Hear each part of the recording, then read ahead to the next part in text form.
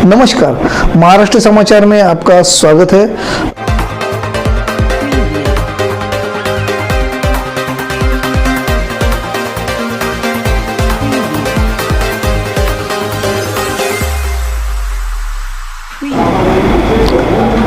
आफरीन जावेद शेख, जिनके भाई उमर लकड़ावाला साहब हमारे साथ है, हम उनसे बातचीत कर रहे हैं कि वो समाजवादी पार्टी में कैसे उनका प्रवेश हुआ और साथ ही वो कांग्रेस के लोकल लेवल पे एक अच्छे जाने माने और कद्दावर नेता थे। आफरीन आपा ने बहुत अच्छी तरह से अपने वार्ड को सुधारा था और यह सब उमर भाई के मार्गदर्शन के अंदर हुआ था। उमर जी नमस्ते, आपका स्वागत है। आपको अचानक से समाजवादी पार्टी में सब हुआ क्यों, किस कारण हुआ? क्या कांग्रेस पार्टी ने आपके ऊपर अन्याय किया? असल में बात क्या हुई थी? देखिए, सबसे पहले मैं आपको एक बात बता दूं कि मैं आपके न्यूज़ के माध्यम से सभी व्यूवर्स को धन्यवाद देता हूं और उनसे अपेक्षा करता हूं कि ये इंटरव्यू के बाद वो हमारे लिए प्रार्थना करें कि हम बहुत सेकुलर लोग हैं और हमने सभी लोगों का काम किया है अपने कार्यकाल में। अब मैं आपकी बात पे आता हूं कि आपने जो मुझसे प्रश्न किया कि अचानक मैं समाजवादी पार्टी में क्यों आया, कांग्रेस ने हम पे अत्याचार किया।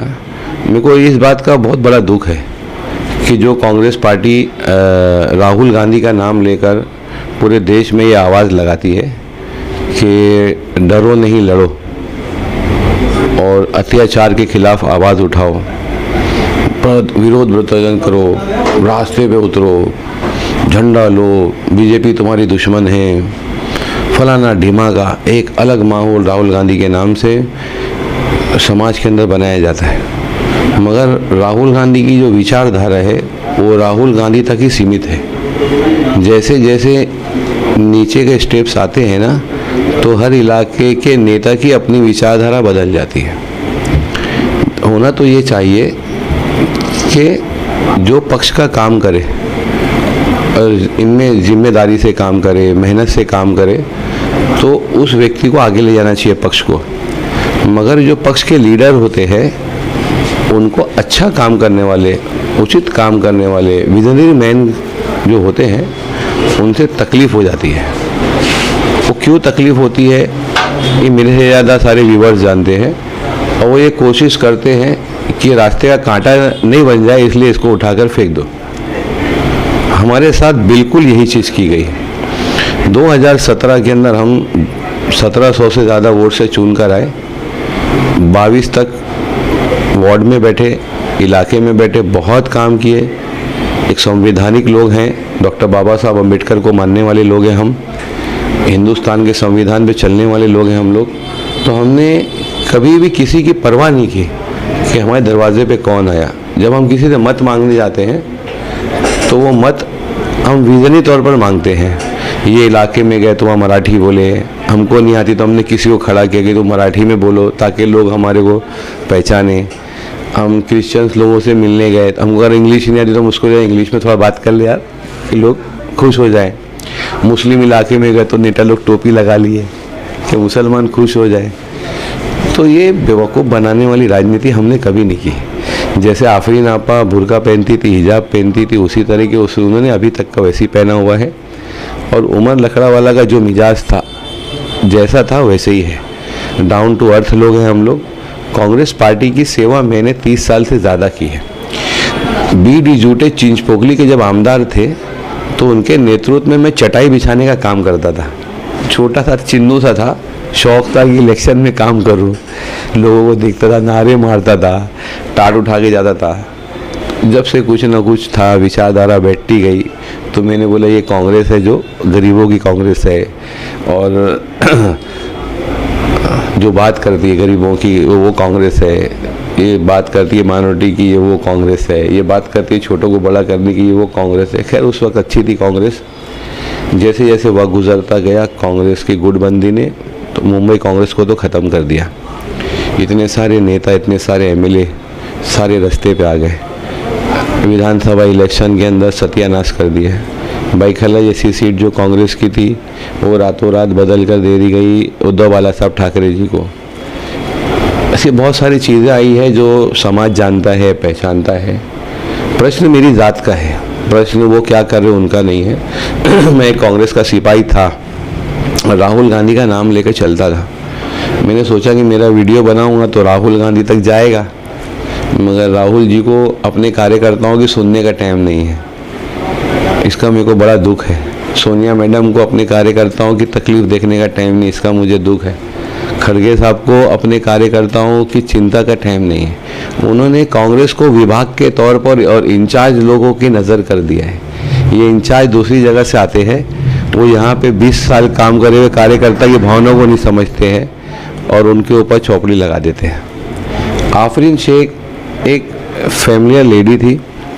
चूँकि कॉरपोरेशन में last time OBC lady seat थी तो हमारी फैमिली से हमने उनको उतारा था और उम्मीद से ज़्यादा उन्होंने काम किया, कभी कोई भेदभाव नहीं किया और ये कोशिश करते रहे और सम्मान भी बहुत मिला, लोगों का बहुत प्यार मिला।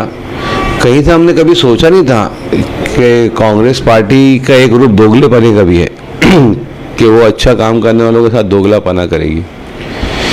मिलिंद देवरा जी पार्टी परिवर्तन कर रहे थे, नगर सेवक कुछ भाग गए थे कांग्रेस के, 31 से 13 पे आ गए थे। हाँ, तो हम लोग रुके थे। हमको भी बहुत सारी चीज़ों में बताई गई थी कि पार्टी छोड़ के आ जाओगे, मिलिंद भाई के पहले की बात है, तो तुमको ये चीज़ें फंड मिल जाएंगे वार्ड में, आप काम करोगे। मगर मैं एक माइनॉरिटी बेल्ट से ताल्लुक़ रखता था, तो मैंने कहा कि अगर मैं इस वक्त ये हरकत करूँगा और मैं सिंधे गुट ज्वाइन करूँगा या बीजेपी ज्वाइन करूँगा और वो ज्वाइन करने के बाद मैं समाज में क्या मुँह लेकर जाऊँगा। मैं अब तक जो पार्टी के विरोध प्रदर्शन में आगे बढ़ के नारे मारता था वो पार्टी की मैं जय जयकार कैसे करूँगा। मतलब मेरा अंदर का ज़मीर मेरे को चुभ रहा था। हर पार्टी की अपनी एक विचारधारा होती है, उनको पार्टी चलाने का एक अलग तरीका होता है।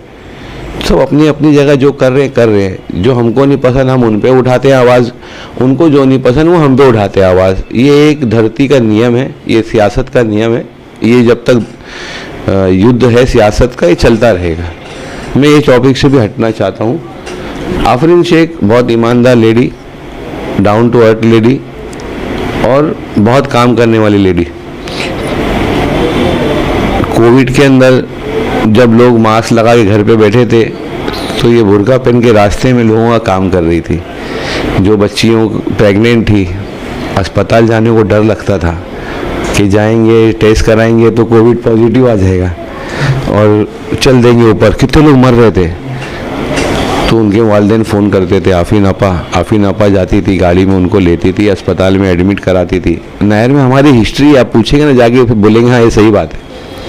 फ़िक्र रखते थे कि जनता है, इनकी जिम्मेदारी हमारे ऊपर है। खाना पहुंचाते थे, खाना बनाते थे। मज़दूर जो 500 रुपये में हेल्थ सर्टिफिकेट मिलता था, तो हेल्थ सर्टिफिकेट के लिए डॉक्टर डाकू बन गए थे। डी से डॉक्टर, डी से डाकू। पैसा एक ऐसा चीज़ है ना कि उसको कमाने के लिए इंसान है ना कुत्ता भी बन जाता है। तो कोविड के टाइम पे डॉक्टर लोग कुत्ता बन गए थे। ये जो मज़दूर थे ना बिहार यूपी के बेचारे, ये हमारे वार्ड में पूरा मार्केट एरिया है ना, हाथ गाड़ी पे सोते हैं, उनको कोई जगह नहीं थी। एक एक घर में 100-100 लोग रहते थे, खाने के लिए कुछ चीज़ नहीं। ऐसे लोगों से डॉक्टर लोग 500 रुपया मांग रहे थे कि 500 रुपया दो तो तुमको हेल्थ सर्टिफिकेट देंगे फिटनेस की, तो तुम यहाँ से गाँव जा सकोगे, वरना तुम यहीं क्वारंटीन में पड़े रहो। हम तक ये बात आई, बड़ा गुस्सा आया। हमने वार्ड में घूमा, सारे लोगों को बोला। बोलने के बाद हेल्थ डिपार्टमेंट के बुलाए हेल्थ ऑफिसर को कि भाई ये काम अपने को करना है। और 2 हमारी डिस्पेंसरी थी, वहाँ लाइन लग गए थे हज़ारों लोगों की। सब मालूम पड़ा कि आफरीन शेख ने एक तूफ़ान लेकर आ गई। सबको फ्री में हेल्थ सर्टिफिकेट, चेक करो, हेल्थ दो, चलो चलो सब फटाफट। ये बेचारे इतने सारे लोग अपने गाँव जा पाए। क्रेडिट नहीं लिया हमने ईश्वर की रजा के लिए किया, हमने उसका पॉलिटिकल क्रेडिट नहीं लिया। ये एक नगर सेवक का जिम्मेदारी होता है। खाली गटर के लिए नगर सेवक नहीं है, वाटर के लिए नगर सेवक नहीं है, मीटर के लिए नगर सेवक नहीं। ये नगर सेवक का एक रूप देने के लिए लोग बोलते हैं वाटर गटर मीटर, मगर मेरी नज़र में एक नगर सेवक का वो रूप वो होता है जो एक परिवार का भाई और बहन होता है। उसका सुख दुख उसको बांटना है। भले वो पैसा नहीं दे सकता, मगर उसके कंधे पे हाथ रखना उसका जो है संवैधानिक हक बनता है कि वो एक भारतीय है सबसे पहला। आज वो कोविड में तकलीफ है, बेरोजगार है, मैं उसका साथ दूँ। ये सब भी हमने किया। 22 में टाइम ख़त्म हो गया, लोग बोले कि भाई नगर सेवक ऑफिस बंद करके चले गए। हम हमारे वार्ड में बैठे, पार्टी का आगे करना है, पार्टी की मेहनत करना है, फलाने इंचार्ज आए उनकी जय जयकार करना है, राहुल गांधी जी के लिए धरना देना है, ईडी के दफ्तर के बाहर जाना है, दुनिया भर के टॉपिक के ऊपर कांग्रेस के साथ जुड़े रहे 30 साल से। और जब वक्त आया इलेक्शन का, उसमें भाई जगताप अध्यक्ष बने, भाई जगताप हटे, वर्षाताई जो है वो अध्यक्ष बनी, तो भाई जगताप अलग तरीके से कांग्रेस चलाए और उनकी मुखालफत पहले दिन से चालू कर दिए थे लोगों ने। वर्षाताई बनी, वर्षाताई ने डिक्टेटरशिप लेकर आ गई। वर्षाताई जो संविधान की बात करते थे और हिंदुस्तान को जोड़ने की बात करते थे कि हिंदुस्तान के अंदर हम एक करेंगे सबको, जैसे राहुल गांधी जी बोलते हैं हमारे कि देश के नेता हैं और देश को बनाएंगे, देश को एक करेंगे। ठीक है, आपके ऊपर वो जचता है, मगर वर्षाताई एक अध्यक्ष होने के नाते उनको सबसे पहले अपनी पार्टी को जोड़ना चाहिए था। एक अध्यक्ष एक रूप में बाप भी होता है, एक रूप में माँ भी होती है। अध्यक्ष वही होता है ना, घर का अध्यक्ष कौन होता है? माँ बाप होते हैं ना अपने। उनको अध्यक्ष का हम पद नहीं देते, मगर उनके सामने हम सर नीचे करके बैठते हैं, उनके आने पे हम खड़े हो जाते हैं, उनके सामने हम जमीन पे बैठते हैं। तो ऐसी प्रोटोकॉल अध्यक्ष का होता है। तो वर्षाताई ने वो अध्यक्ष का रोल अदा नहीं करी। वर्षाताई के आने के बाद कांग्रेस दिन ब दिन डूबते गई, मगर फिर भी हम लोग एक सिपाही बने रहे, उनका वीडियो डालना, फ़ोटो डालना, सब कुछ करते रहे, काम करते रहे, वार्ड में जनता के बीच में रहे हम लोग।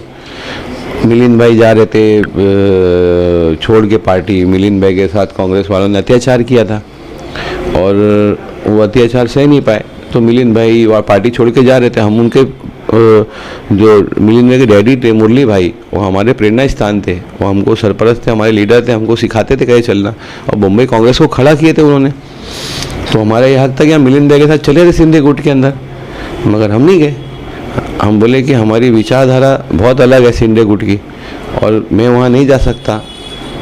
वर्षाताई रात को फ़ोन करी हमारे को, हमारे एक म्यूनिसिपल काउंसलर है अशरफ आज़मी साहब, उनसे बात कराई 12-1 बजे रात को कि उमर भाई को पूछो, उमर भाई मिलिंद भाई के बहुत ख़ास थे, वो जा रहे हैं क्या मिलिंद भाई के साथ। तो अशरफ भाई ने फ़ोन किए, बोले जरा ताई बात करेंगी उमर भाई।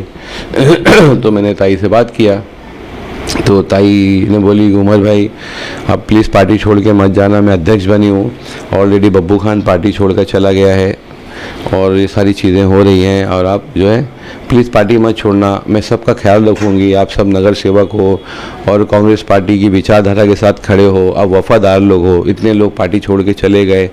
तो मुझको भी ये बात समझ में आई कि हम जो विचारधारा के साथ लड़े हैं, जिए हैं, उसके साथ रहना चाहिए।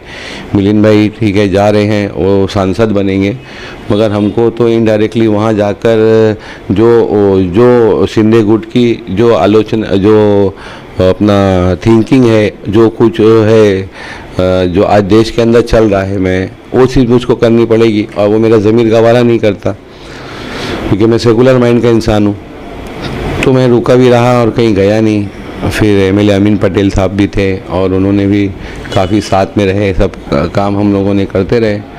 अब वो कॉरपोरेशन का इलेक्शन बढ़ता गया। अब ये हुआ कि अब इलेक्शन होने वाला है। इलेक्शन के पहले कुछ लोग आग बदली गई हमारे ताल्लुक़ से, तो हमको ये बोला गया कि शायद आपको आपके वार्ड से टिकट नहीं देंगे। तो हमने बोला भाई क्यों नहीं देंगे, तो बोले हमने दूसरे किसी को ज़बान दी है। तो मतलब सियासत के अंदर काम चलता है, ज़बान नहीं चलती, मगर बलवान बड़ा होता है जिसके पास बल होता है, कमज़ोर मरता है क्योंकि वो कमज़ोर होता है। तो हम कमज़ोर थे, आर्थिक तौर पे भी कमज़ोर थे, पावर में भी कमज़ोर थे। तो हमारे लीडर ने हमको दबाया और हमको कहा कि तुमको तो नगर सेवक लड़ना है, तो अपन को दूसरा रास्ता निकालते हैं। तो मैंने कहा कि झगड़े से क्या होता है, कि कोई वार्ड किसी की जागीर तो होता नहीं है, और काम करने वाले के लिए तो ये है कि सर सलामत तो पगड़ी हज़ार, दूसरे वार्ड में भी जाएगा तो काम कराएगा आदमी, और काम चोर को आप कितना अच्छा ही वार्ड दोगे वो काम नहीं करेगा।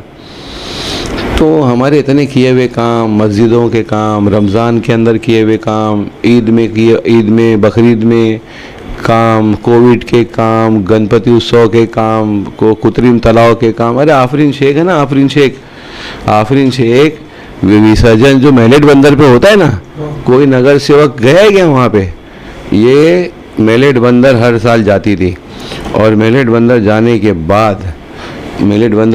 बाद वहाँ पे असिस्टेंट कमिश्नर लोगों के साथ राउंड लेती थी जब पावर में थी। उसके बाद लोगों ने हमारे साथ डिपार्टमेंट के लोगों ने नाइंसाफ़ी करना चालू किया, ये बोलना चालू किया कि आप माजी हो। तो ठीक है, हम माजी है, मगर उसके बाद भी हमारी जिम्मेदारी बनती थी कि हम जो है गणेश उत्सव का, जो हमारी एक परंपरा है कि हमारे हिंदू भाइयों की, मराठी भाइयों की भावना है विसर्जन की, उनको वो सुविधा वहाँ मिलना चाहिए, क्योंकि करप्शन बढ़ गया था ना, कॉरपोरेशन ख़त्म हो गई थी। तो हमने जब वहाँ पे गए, अभी इस साल की मैं मैलेट बंदर की आपको बात करता हूँ। मैं मैलेट बंदर गया, मैं यूँ देखा कि मेरे ख्याल से 115 बैनर छोटे छोटे 6x4 के लगे हुए थे। एक टीम टबाखड़ा बना हुआ था, एक टेबल लगा हुआ था, 20 कुर्सी थी, पीछे एक जनरेटर, एक टीवी लगा हुआ था, एक जो है 2 टॉयलेट था, एक पानी का टैंकर खड़ा हुआ था। जो गोताखोर लोग का वहाँ का ग्रुप है वो लोग थे, और मेरे कांटेक्ट थे। मैंने वहाँ पे बैठ के पूरी शिप के अंदर मुआयना भी किया आफरीन हमने। उसके बाद ऊपर आए तो बहुत सारी गणपति विसर्जन के लिए आई थी।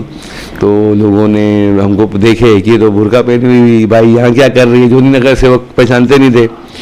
तो उनको पूछे तो बोले ये यहाँ की माजी नगर सेविका है, ये हर साल यहाँ आती मैलेट बंदर पे काम करती है कि जो गणेश जी के भक्त आए तो उनको किसी किस्म की तकलीफ़ नहीं हो। तो मेरे को उस वक्त वहाँ पे भ्रष्टाचार मालूम पड़ा कि इंसान इतना लालची होता है कि गणेश जी के भक्तों की जेब से भी पैसा चोरी कर लेते हैं। ये बी वार्ड ने जो चोरी की वहाँ पे, वो कुदरती ये हुआ कि मैं वहाँ पे बैठा हुआ था कुर्सी पे, उन लोगों ने ऑन रिस्पेक्ट चाय मंगाए, चाय पिए हमने। तो मैंने बोला ये कितना थोड़ा और अच्छा करने का था, हम तो बहुत अच्छा करते थे काम, सजाते थे, क्योंकि त्यौहार है बहुत बड़ा, गणेश जी का त्यौहार है, बम्बई और महाराष्ट्र का मतलब नाक है ये तो हमारी गणेश जी का त्यौहार। तुम लोग ये सब क्या हरकत की हो, लाल कपड़ा लटकाए, छज्जा लटकाए, ये वो, थोड़ा लगना चाहिए सला छकाछक, वो 6-4 का बैनर लगा के तुम लोग क्या कर रहे हो? तो बोले साहब फंड कम था। बोला कितना कम था? बोले साहब 30-40 खुल के बता नहीं रहे, कर रहे थे, ऑफिसर लोग चोरी छुपा रहे थे। अब कुदरती जो है ना, वो जिसने वो सब पंडाल का काम किया था ना, वो मेरे को आया यहाँ आके बोलता है साहब, मैं ज़रा क्या हुआ? बोले मैं तू किया है सब काम? बोले हाँ वो कॉन्ट्रैक्टर है, मेरे को काम मिला। कितने काम किया ये पूरा? सब 3 लाख में मेरे को काम दी, मैंने कर दिया। तो मैंने ऑफिसर कैसे मुंह देखा, मुंडी नीचे करता है। मैं बोला साले गणेश जी को तो छोड़ दो, तुम चोर लोग, आज नगर सेवक नहीं है वार्ड में, तुमको कोई बोलने वाला नहीं है, तो तुम लोग गणेश उत्सव में चोरी कर रहे हो। ईद मिलाद में 2 करोड़ रुपया आता है फंड, जो जुलूस हमारे नबी की शान में निकलता है ना, वो 2 करोड़ फंड ये चोरी कर लेते हैं। एक छोटा सा 8x10 का स्टेज बनाते, एक फूल फेंकने वाली मशीन लगाते हैं, और 100 पानी की बोतल मंगाते हैं, बिस्किट मंगाते हैं, और उसके अंदर 2 करोड़ रुपये ये लोग चोरी कर लेते हैं। ये काम नहीं करते जनता का, तो नगर सेवक नहीं थे। ये सब इतना अच्छी सोच और विचार, लोकमान्य तिलक मार्ग, LT मार्ग, लोकमान्य जी का जो आखिरी वक्त था ना, तो LT मार्ग पे एक बाजू के हमारे वार्ड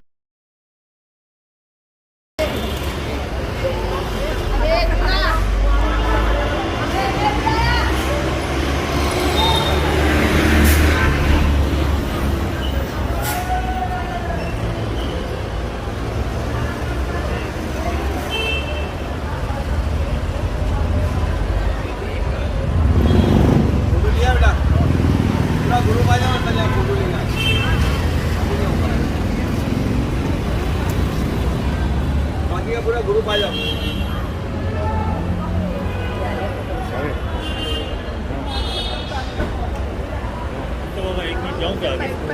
एक मिनट फोटो मारा।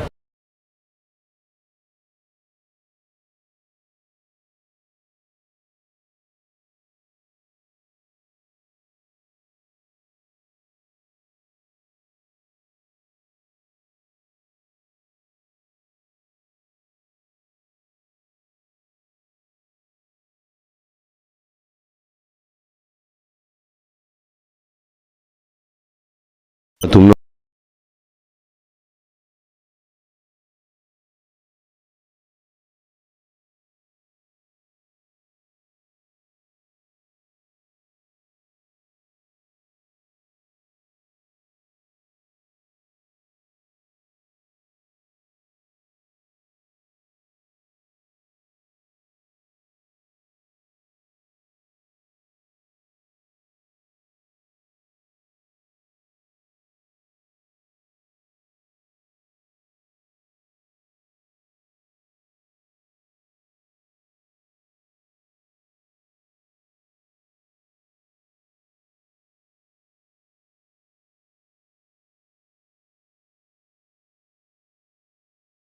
कॉर्पोरेटर आफरीन मैडम का तहे दिल से शुक्र अदा करना चाहूँगा और उसके बाद में हमारे उमर भाई नकवी वाले का भी शुक्र अदा करना चाहूँगा, क्योंकि ये छपरी जो पसमंदा हालात में थी ये इतनी खराब थी कि किसी ने नहीं ध्यान दिया। और उसके बाद में जब उमर भाई को ये बात पता चली, आफरीन मैडम को ये बात ना पता की चली, तो ऐसे वीर का अगर अपने वार्ड के अंदर कोई काम करता हूँ तो मेरे लिए इससे बड़ा सम्मान क्या है। मुस्लिम हमारे जो समाज है उसके लिए हमने प्याऊ बनाए, हुजूर अशरफुल उलमा चौक बनाए, सेल्फी पॉइंट बनाए हमने एलटी मार्ग पे, इतना खूबसूरत कि लोग वहाँ आके आकर्षित करे क्रॉफर्ड मार्केट में। उसको अभी राहुल नार्वेकर जी ने तोड़ा दिया, उसको एक इशू बनाया उसका पॉलिटिकल, एक छोटा सा टर्निंग पॉइंट निकालने का था और उसमें पॉलिटिक्स किए कि वहाँ हमारा नाम लगा हुआ था। फिर हो सकता है, कुछ भी हो सकता है, उसको तोड़ दिए। हमने बोले अगर जनता के हित में टूट रहे तो टूटने देना चाहिए। सॉरी, इनडायरेक्टली हर कोई जनता के बारे में सोचता है। मेरा वो सेल्फी पॉइंट हमारा तोड़ दिया गया। बहुत काम किया हमने, मतलब हमारे दाना बंदर क्षेत्र में अपने साथ चलिए खाली, अब देखेंगे ना हनुमान मंदिर के पुजारी जी आकर बोलेंगे उमर भाई नमस्कार, जय राम जी की बोलेंगे हमको, मैं उनको बोलूँगा अस्सलाम वालेकुम। कोई हमारे फ़र्क नहीं है, इंसान को समझता है आदमी। हनुमान मंदिर की हालत बहुत ख़राब थी, पानी तो चू रहा था छत में से, वो हमको कंप्लेंट किए हुए था। अरे मैं बोला ये आस्था का विषय है, अगर मेरे हनुमान जी के भगत अगर यहाँ आ रहे हैं और मंदिर की दिशा खराब है तो बनाना मेरी जिम्मेदारी बनती है भाई। अरे इतनी आलीशान एकदम ऑरेंज टाइल भी लगा के, झूमर वीमर लगा के एकदम मंदिर को एकदम टाइट किए और सारे लोग ने मिलकर आफरीन शेख को माला पहनाए, सम्मान किए। और मेरे पास वो वीडियो है जो वहाँ के लोग खड़े होकर उस वक्त हमारे को एक हिम्मत दिए, बोले कि ये वो लोगों के मुंह के ऊपर तमाचा है जो हिंदू और मुसलमान करते।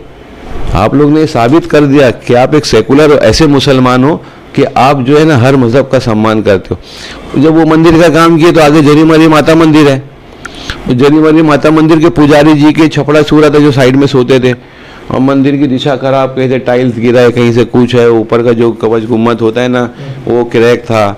लोगों ने लेटर दिया। अरे बोला क्या बात है, लाओ जरीमरी माता मंदिर को एकदम सजा के बना के, पुजारी जी का रूम सब कुछ किए वहाँ पे। फिर आगे हम जाते तो गली है वहाँ पे, साकर गली करके है, या कोई गली नाम नहीं आ रहा है। वहाँ पे एक बहुत पुराना से मंदिर था, मतलब 2 पाइप लगे थे, शेड लगे थे, और वहाँ पे पूजा होती थी।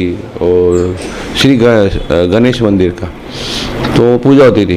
तो लोग आए वहाँ के, बोले साहब हमको वो मंदिर छपड़ा वपड़ा बना दो, मंदिर को थोड़ा वो अच्छा फुटपाथ पे है ये। मैं BMC को पूछा, अरे मैं बोला भाई वो बनाने का मंदिर मेरे को, तो बोले नहीं साहब वो ऐसा है वैसा है, उसका पेपर लगेगा। मैं बोला तुमको मंदिर के लिए दिखता है पेपर, दुनिया का इलीगल काम होता है, तुमको कंप्लेंट जाता है वो तुमको नहीं दिखता है। हाँ लोग पानी का चोरी करके पानी का लाइन बेचते हो तुमको नहीं दिखता है, जनता की तकलीफ़ नहीं दिखती है, आस्था की तकलीफ़ दिखती है। बोला वो मंदिर उमर लकड़ा वाला बनाएगा और आफरीन शेख बनाएगी, तेरी हिम्मत है तो तोड़ के दिखा। हाँ अरे वहाँ पूजा तो हो ही है ना, थोड़ा अच्छे से बन जाएगा तो तेरा क्या जाने वाला है भाई। बोला हम फंड नहीं देंगे। अबे तेरा बाप फंड देगा, तू क्यों नहीं देगा फंड? क्या तेरे पैसे का फंड है, जनता का पैसा है तो तू क्यों नहीं देगा? बोले देखेंगे। तो बोला जा तू देखते रहे, ऑफिसर एग्जीक्यूटिव को बोला मैंने, चल देखते रहे तू, हम लोग को काम करना है, उनकी हमारे ऊपर एक है जिम्मेदारी है कि उनके जो चीज़ें उनको हम करके दें। में खाली गटर फटर के लिए थोड़ी हम चुन कर आए, दूसरे भी तो विषय ना काम करने के। आ गए, मैं बुलाया कॉन्ट्रैक्टर को, मैं बोला ये चल काम कर। अरे मैं बोला मैं म्यूनसिपलिटी नहीं देगी पैसा, मैं दूंगा जा अगर नहीं होता है तो। मगर हमने जबान दिया उनको, ये हमारी जबान का और हमारे विश्वास की कीमत है। बना दिया मंदिर वहाँ पे, अच्छी सी बन गई मंदिर। आगे का अकबरी मस्जिद, अकबरी मस्जिद के लोग बोले आगे देखेंगे। वो भाई ये सामने बशीर मूसा पटेल ने बनाया था शौचालय। आपके पास न्यूज़ में टाइम है ना? मैं बहुत सारी बात बताऊंगा आपको, जनता सुनेगी इनकी औकात कि इन लोगों ने क्या किए थे। कांग्रेस पार्टी वाले बीजेपी और शिंदे गुट को बुरा बोलते, उनसे बुरे ये है, ये डॉक्टर बाबा साहब अम्बेडकर का नाम लेके खाली सब माइनॉरिटीज लोगों को बहकाते हैं। असल में सच्चाई ये है ही नहीं। ये माइनॉरिटीज के भी दुश्मन है, ये सबके दुश्मन है। ये सिर्फ सत्ता के पुजारी है ये बम्बई के लोग, मैं राहुल गांधी की बात नहीं कर रहा हूँ, राहुल गांधी अपनी विचारधारा लेके बेचारे चल रहे पूरे हिंदुस्तान में, मगर उनका सत्यानाश ये नीचे के लोग कर रहे हैं। ये आते रीच, ये चीनीतला जैसे इंचार्ज रमेश चीनीतला, उनके इलाके में बम्बई में भाषा बोलने नहीं आती, इनको इंचार्ज बना दिए। ना वो डोंगरी पहचानते, ना मोहम्मद अली रोड पहचानते, ना भाईखल्ला पहचानते। उनको जो एमएलए दिखाते वो चीनीतला वो देख लिए। यूवी वेंकटेश कर्नाटक से चले आए तिरंगा लटका के, तुम क्या करोगे? हम बम्बई को बनाएगा, अब क्या बनाएगा बम्बई का? सत्यानाश करके तुम चले गए। अभी रिजल्ट आएगा, आप देखना कॉर्पोरेशन का कांग्रेस की हालत क्या होने वाली। पहले 31 तो थी, इज्जत थी, अभी सत्यानाश हो जाएगी। मैं अपने टॉपिक पे वापस आ रहा हूँ। तो वो काम अकबरी मस्जिद के लोग पकड़ लिए, तो मंदिर बनाए, हमारे मस्जिद का काम करके दो। अरे मैं बोला यार क्यों ऐसी बात करते हो, हम तो सबके लिए काम करने वाले लोग हैं ना। हम गए वहाँ पे, अकबरी क्या प्रॉब्लम है? ये बोले बशीर मूसा पटेल ने 20 साल पहले बनाया था, ये शौचालय देखो कितनी पीपल के झाड़ दीवार में से निकले हुए थे, टूटा फूटा, एक पानी की टाँकी, फोटो है मैं आपको दूंगा न्यूज़ में, दिखाना लोगों को, बोलना ये एक मुस्लिम नगर सेविका थी जिसके जो है फ्यूचर का सत्यानाश कांग्रेस के लोगों ने किया है। अब दिखाना, व्यूवर्स देखने चाहिए आपको, सच्चाई बताना उनको। मैंने बोला जाओ ये बन जाएगी, इसको बनाएंगे हम लोग। मैंने फौरन, हमको उसमें मैं एकदम सही बताऊंगा आपको, हमारे पास फंड कम था और फंड नहीं था, 1-1.5 लाख 2 लाख रुपया कुछ था। तो मैंने 1-2 दिन को पकड़ा, मैंने बोला भाई ये काम है मस्जिद का, अपने को करके देना है। और एक बड़ी आलीशान हमने जो है ना शौचालय बना दी, बाजू में वज़ू खाना बना दिया। अब जो नमाज़ पढ़ने वहाँ क्या है, वो रोड पे अकबरी मस्जिद है। फिर वो वहाँ पे ब्रिज बनने का चालू था प्रोग्राम कि यहाँ ब्रिज बनेगा। कौन सा ब्रिज? जिसका नाम अभी सिंदूर रखा गया है, कर्नाक ब्रिज। उसके बोले फुटपाथ है, तोड़ेंगे, बिल्डिंग तोड़ेंगे और ये करेंगे वो करेंगे। मैंने बोला कुछ करने दूंगा नहीं, मैं पावर में था। वो लफड़ा मैंने दबा के किया, मैं वो गली न्यूज़ ने वो चीज़ को बहुत हाईलाइट किया था, वो लोगों ने देखा है मेरे वो इश्यूज़ को, बहुत लफड़ा हुआ हमारा उस टॉपिक को लेकर। वो अकबरी मस्जिद है, एक दीवार है बीच में, यहाँ मंदिर है, यहाँ मस्जिद है। क्या है? एक दीवार, ये फुटपाथ के ऊपर थोड़ा पोर्शन ऐसा, बहुत जमाने की है, 50 साल पुरानी, बहुत पुरानी, सब पेपर ऊपर सब है मंदिर के भी और वहाँ के सब। और वो बोले ये, अरे मैं बोला तुम्हारे बाप भी इसको नहीं तोड़ पाएगा, ये मस्जिद भी मेरी है, ये मंदिर भी मेरी है, इससे तेरे को क्या तकलीफ़ है भाई? क्या तकलीफ़ है? बस तुम लोग को तोड़ने के अलावा कुछ आता नहीं है क्या बनाने के लिए? मैं खड़े हुआ वहाँ पे, आफरीन खड़ी हुई, मंदिर के पुजारी को बुलाया, सबको बुलाया, भाई कुछ नहीं होगा, फिक्र मत करो, जाओ जो तोड़ने का वो तोड़ो, इलीगल इमारत तोड़ो, जो गैर कानूनी पैसे लेके आप लोग डेवलपर लोगों को खरीदते हो, जनता की आप लोग पार्किंग खा जाते हो, मेजनीन फ्लोर खाए, मेरा विषय नहीं है, ये आमदार को देखने की चीज़ है। ये आमदार को देखना चाहिए कि ये डोंगरी इलाके में क्या होता है। आमदार साहब जाते विधान भवन के अंदर खड़े होकर, शिंदे साहब उस वक्त मेरे ख्याल से वो कोई मंत्री थे, मेरे ध्यान में नहीं आ रहा है, तो उन्होंने कंप्लेंट की थी खड़े होकर कि हमारे यहाँ इलीगल काम रुक नहीं रहा है, आप तो शिंदे साहब ने उनको बोले नामिन पटेल जी को कि बोले आप जो है हमको लिस्ट दो, हम तोड़ देते हैं। तो इन्होंने लिस्ट क्यों नहीं दी जब वहाँ बात उठाई, और लिस्ट दी तो फिर टूटा क्यों नहीं? शिंदे साहब पे भी सवाल है। फिर 4 साल बाद फिर उन्होंने उठाई आवाज़। तो आप 6 वार्ड के आमदार हो, आप जो काम नहीं कर पाए, तो हम तो छोटे से नगर सेवक है, 40 बूथ के नगर सेवक है ना। हमने बहुत कोशिश की हर चीज़ के लिए, तो हमने मस्जिद का भी काम किया, 40 RCC रोड बनाए, खींच के लाए पकड़ के चीफ इंजीनियर के पास से। अब फंड आया हमारे वार्ड में डाल, यहाँ पे भी तो जनता रहती है। 40 रोड, तो गटरों का काम, रोड का काम, मैदान का काम, हाँ, जिम्नेशियम का काम, वाचनालय का काम, जनता के बीच में रहने का, बारिश में पानी भर रहे गटर के अंदर उतरने का, मस्जिद स्टेशन के ऊपर पानी भर गया था, ये लफड़ा मचाया, मस्जिद स्टेशन के नीचे WD की लाइन बाईपास करवा के लिए हमने पूरा अंदर, इतना काम चला, एक लेवल से उठकर काम किए। ये सोचे कि कांग्रेस पार्टी हमको बोलेगी शाबाश मेरे शेर, क्या बात है, क्या तूने काम किया है यार, तू तो एमएलए लड़ेगा उमर। हमको क्या मालूम कि हमारे काम से हमारे ऊपर अब साजिश चालू हो गई।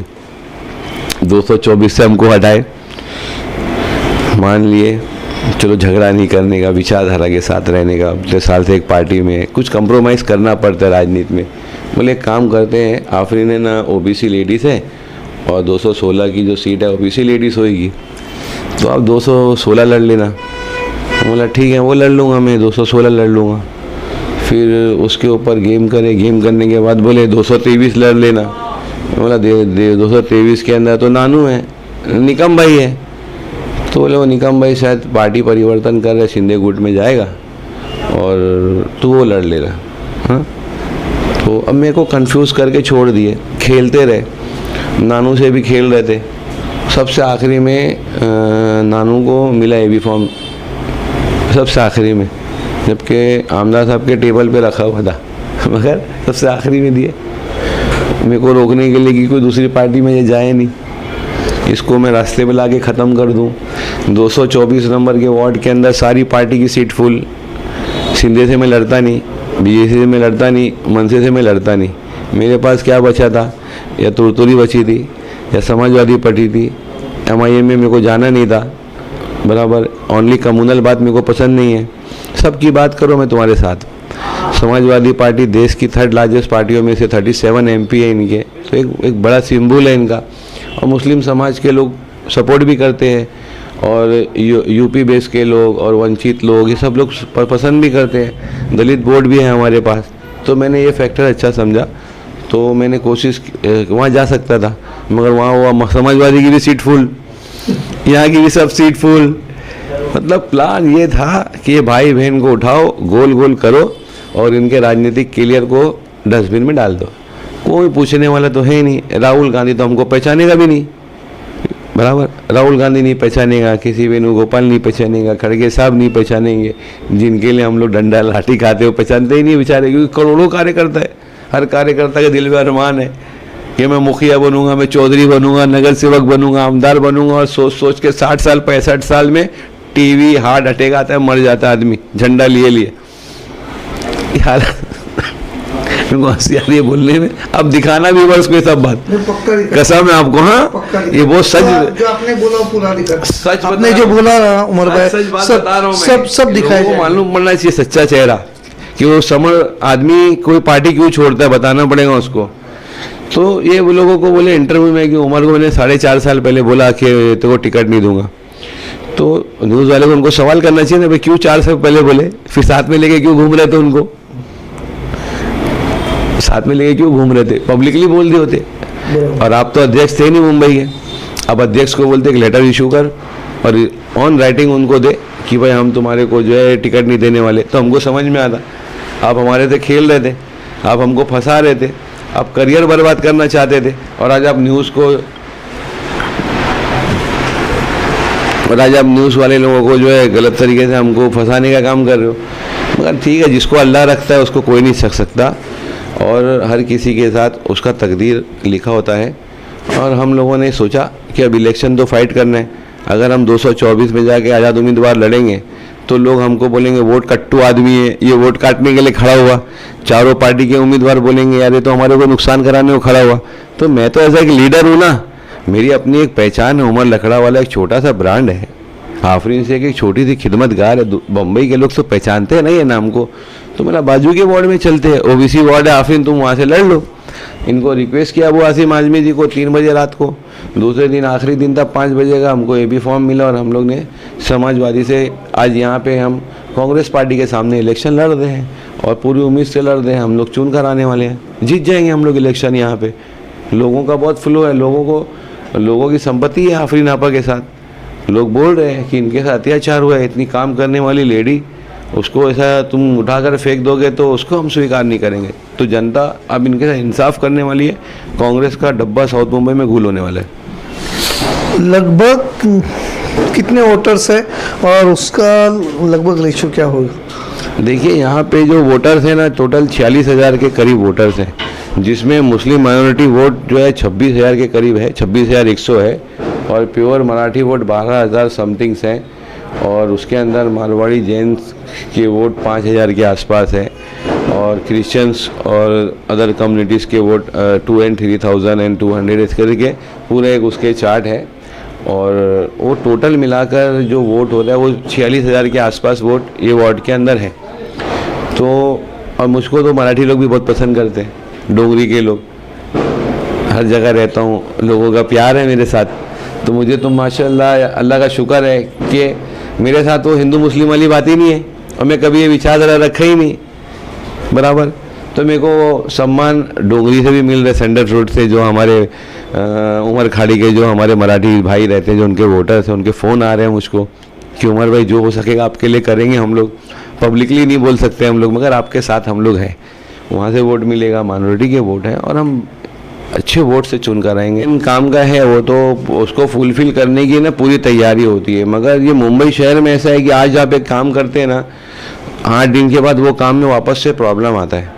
जैसे आपने एक रोड बनाया, आप रोड तो बना के चले गए, मगर बाद में BST ने वर्क ऑर्डर निकाला, वो रोड को खोद के उसमें डाल दी लाइन। एक गटर आपने बनाया, गटर बनने के बाद वो ऐसे नहीं उसकी गारंटी कि ये 50 साल तक ऐसी रहने वाली है। वो 50 दिन के बाद भी ख़राब हो सकती है, 5 महीने के बाद भी ख़राब हो सकती है। एक हमारा विज़न ये रहा है कि वार्ड में हम वार्ड के अंदर अब की जो चुन कर आने वाले थे, तो हमारे वो जो वार्ड था ना, उसके पास हमारे पास एक जगह है, वहाँ कोलसा मोहल्ला डिस्पेंसरी हमने बड़ी खूबसूरत बनाया उसको। एक जैसे फैमिली में 5 स्टार फीलिंग आती है ना, तो डिस्पेंसरी में आती है। जब गरीब लोग जाकर बैठते हैं, उनको लगता है कि हम लोग जसलोक में बैठे हैं और हम लोग सैफी हॉस्पिटल में बैठे हैं, और वहाँ जाके डिस्पेंसरी दवा लेते हैं। जब आदमी की भावना गुड रहेगी, अच्छी भावना रहेगी, तो अच्छी चीज़ें उसको बताएगा ना। तो हमारा ये था कि उसके अंदर हम लोग जो है डायलिसिस सेंटर खोलें। ये हमारा एक बहुत बड़ा अरमान है। यहाँ गरीब आबादी है और आम तौर पर लोग आज डायलिसिस के अंदर और बड़ी बड़ी बीमारियों के अंदर मुब्तला हो रहे, हार्ट की पेशेंट हैं। तो ये सब भी जो है कहीं ना कहीं जो है ना मेडिकल डिस्पेंसरीज में जैसे OPDs होते हैं, वैसे ही महानगर पालिका के जो डॉक्टर्स हैं बड़े बड़े जो हॉस्पिटल्स के अंदर आते हैं, तो हमारा एक बड़ा विज़न ये है ना कि हम अगर यहाँ चुन कर आएंगे तो यहाँ की जो हमारी मेडिकल डिस्पेंसरीज हैं उसके अंदर OPD के माध्यम से हम बड़े बड़े डॉक्टरों को बुलाएंगे महानगर पालिका के, और दिन तय करेंगे ताकि गरीब जनता भी जो है ना 10 रुपये का फॉर्म भर के एक MD डॉक्टर से अपना हार्ट चेकअप करा सके, किडनी चेकअप करा सके और सारी बीमारी करिए। हमारा सबसे बड़ा विज़न है। रोड, गटर, वाटर मीटर ये तो रोज़ हम यूं करके ख़त्म कर देते हैं। BMC के स्कूल है, BMC के जो मैदान है खेल के मैदान, उनके लिए क्या? BMC के मैदान का इम्प्लीमेंट करना बेइंतहा ज़रूरी है। बच्चों के अंदर एक हमारे को एक वो लाना है, मोटिवेशन लाना है कि जो मोबाइल में बच्चे आज घर में दिन भर बैठे रहते हैं, तो हम वहाँ पे प्रोग्राम्स चालू करेंगे मैदान के अंदर। एक फुटबॉल के, क्रिकेट के अलग अलग एक डिवीज़न बनाएंगे कि ये टाइम के ऊपर ये ना बच्चों को हम क्रिकेट के लिए ट्रेनर रखेंगे। जो मेरा एक विज़न है, सोच के रखा हूँ, वो बच्चों को क्रिकेट सिखाएंगे। फिर कुछ फुटबॉल्स के कोच रखेंगे जो बच्चों को फुटबॉल सिखाएंगे, ताकि बच्चे मैदान के अंदर खेलने की आदत डालें और उनको जो है मोबाइल से छुटकारा मिले। और जब मट्टी में बच्चा खेलता है तो मजबूत होता है, तंदुरुस्त होता है, स्वस्थ होता है। तो ये सब हमारे उसके लिए विज़न है। और महानगर पालिका की जो स्कूल है, जितनी क्लासेस खाली है, उन क्लासों के अंदर हम ये चाहेंगे कि महानगर पालिका के जो बच्चे पढ़ने आ रहे हैं तो उनको सही तरीके से एजुकेशन और कंप्यूटर एजुकेशन और स्किल्स, ये सारी चीज़ें उनको वहाँ सिखाई जाना चाहिए। जगह उपलब्ध है तो उसके लिए भी बड़ा कार्य करेंगे हम लोग। जो पुरानी बिल्डिंग है, इमारतें हैं, वो जर्जर हो चुकी है। और हमारे यहाँ तो कुछ साल पहले एक इमारत भी गिरी थी, ये जो बड़ा दर्ज है, हाँ, तो उनके लिए कुछ करना, रीडेवलपमेंट के लिए या फिर क्लस्टर डेवलपमेंट के लिए कुछ प्लान है आपके पास? देखिए, क्लस्टर डेवलपमेंट करना ये सब तो एक अर्बन डेवलपमेंट डिपार्टमेंट का काम है, एक MLA का काम है। मगर मैं एक हमारी बहन जब यहाँ नगर सेवक बन के आएगी और मैं भी एक विजनरी इंसान हूँ, मैं लोगों के अंदर इस बात का प्रचार ज़रूर करूँगा कि जिस तरह बोरी मोहल्ले के अंदर एक डेवलपमेंट हो सकता है और एक नई आबादी और नए बड़े बड़े रास्ते बन सकते हैं, तो वो डोंगरी में क्यों नहीं बन सकते। उसके लिए मैं लोगों को घर घर जाऊँगा, मीटिंग करूँगा, लोगों को उसके लिए एग्री करूँगा कि आप जो है इसके अंदर आएँ। एक 2 तरीके से क्लस्टर होता है, एक तो होता है पब्लिकली क्लस्टर होता है और एक गवर्नमेंट के माध्यम से होता है। गवर्नमेंट के माध्यम से जो होते थे कमाटीपुरा वगैरह का आप सुने होंगे, जो चीज़ें चल रही है, खुद डेवलपमेंट कर सकते हैं। मगर चूँकि खुद डेवलपमेंट के अंदर बहुत सारी जो है प्रॉब्लम्स आते हैं, लोग उसमें पैसा इकट्ठा नहीं कर पाते, बहुत सारी चीज़ें होती है। तो जहाँ पे बड़ी सोसाइटीज़ है, हाई क्वालिफाइड लोग हैं और कुछ उसमें पैसे वाले लोग हैं, तो वो सारी चीज़ें वहाँ हो जाती है। मगर हो सकता है ये चीज़ हमारे यहाँ भी हो जाए, मगर ये क्लस्टर डेवलपमेंट हमारे इलाके का होना बहुत ज़रूरी है। उसके लिए हम पूरी कोशिश करके उसको आगे करेंगे। धन्यवाद। हम चाहते थे कि आफरीन आपा से बात करें, लेकिन अभी वो तो प्रचार में बिजी है, फिर भी हम ट्राई करते हैं उनसे बात करने के लिए। हम उनको शुभकामना देते हैं, क्योंकि ये अभी की जो लड़ाई है उतनी इजी नहीं है और उनको संघर्ष करना पड़ेगा जीत के लिए। देखते हैं आने वाले 15 तारीख को यहाँ की जो जनता है वो किसके पाले में अपना वोट देती है। समाजवादी पार्टी के लिए यहाँ से पहली बार कोई कद्दावर नेता मिली है। हम जीतेंगे। और ये कहते हैं कि हम साहस कर रहे हैं, हम जीतेंगे। देखते हैं इनकी जीत होती है या फिर कुछ और। फिलहाल तो यहीं रुकते हैं। महाराष्ट्र समाचार के लिए दिनेश मराठे, मुंबई। धन्यवाद।